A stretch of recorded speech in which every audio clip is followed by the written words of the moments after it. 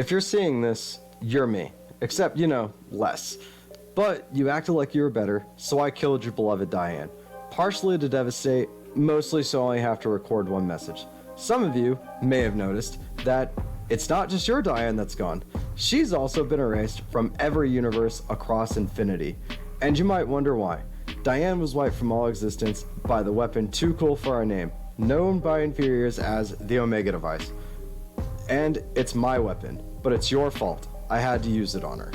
Rick Prime, Unmort Rickon. One of the earliest mysteries in Rick and Morty was always what happened to Rick's wife Diane. More specifically, why, if Rick has the ability to traverse the multiverse, why isn't she in any of them? And this spawned some pretty good theories, until we finally got a definitive answer in the episode Unmort Rickon. So in today's video, I'm going to explain what exactly happened to Diane and what exactly is the Omega device. But before we get into all that, guys, I'm trying to hit 3,000 watch hours as well as 1,300 subscribers. And if you guys could give me a hand with that by clicking that subscribe button and sharing this video around, it would be greatly appreciated. So to start with, what exactly is the Omega device? And to put it simply, it is a device built by Rick Prime, designed to erase a person from existence, and not just existence in your universe, but every single universe across the multiverse. And it does this so perfectly that they can never be brought back, meaning that every trace of their DNA will be wiped out. All you will have left of them is your memories, which in a universe where you can literally just clone somebody from a very small amount of DNA, that has to suck, because all you can do is remember them and potentially make something that looks similar, but it can't actually be them. And that's what it does, but we honestly have no idea exactly how it does it. How you designate the specific person you want to use it on, or what it looks like, since we never actually get to see it activated. But we do have some idea on the history of the device and why Rick Prime made it in the first place. To start with, a key event happens in the multiverse. Two Ricks invent portal travel, with Rick Prime inventing it a little bit before Rick C-137.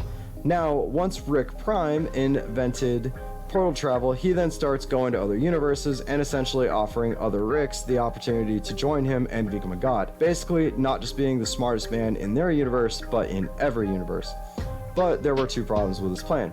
One, there were universes out there where he was not the smartest person, and two, some of the Ricks he finds actually turn him down, like C-137. Now, we don't know exactly what his plan was by giving the other Ricks portal travel, but he probably didn't actually get to complete it because he would meet Rick C-137, who had just figured out portal travel in his universe and once again have his offer rejected. So he did what he apparently had been doing when being rejected, and he killed both Beth and Diane. But since C-137 could also use portals, this time he was followed and hunted.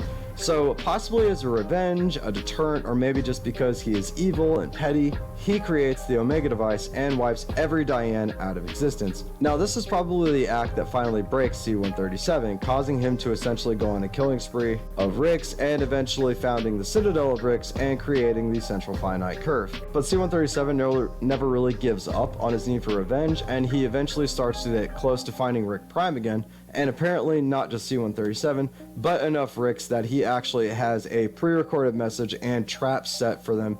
So Prime decides to remake the device and kill the rest of Rick's family as a deterrent, which might have been in his original plan, except the original device could only be fired once. But unfortunately for him, he would never actually get a chance to do it again, since C-137, along with Morty Prime and Evil Morty, would eventually stop and kill him.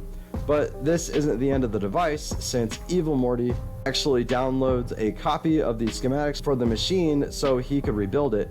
Basically, he just using it as a deterrent in order to be left alone. He will use it if he has to, but knows using it will put a huge target on his back like it did with Rick Prime. Then they destroy the machine and leave. So we don't really know how the machine can kind of differentiate between the people. We know that he used it on Diane, probably intending to use it on the rest of Rick's family, which would have included Beth at that point, since his grandkids didn't exist yet. But it's also entirely possible that he started with Diane because he didn't know whether or not it would actually also destroy him. See, the thing is, he can't kill Ricks because then he'll go away.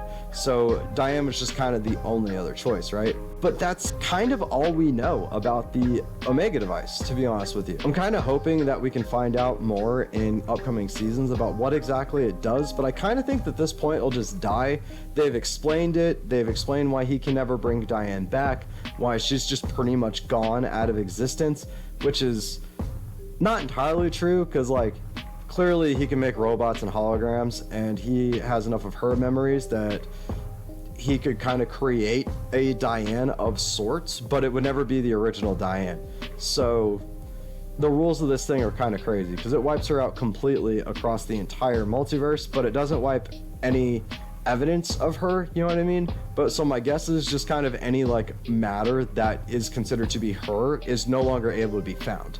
And that's kind of the only way that makes sense, when Rick could have just made a clone of his wife by now from Beth's DNA.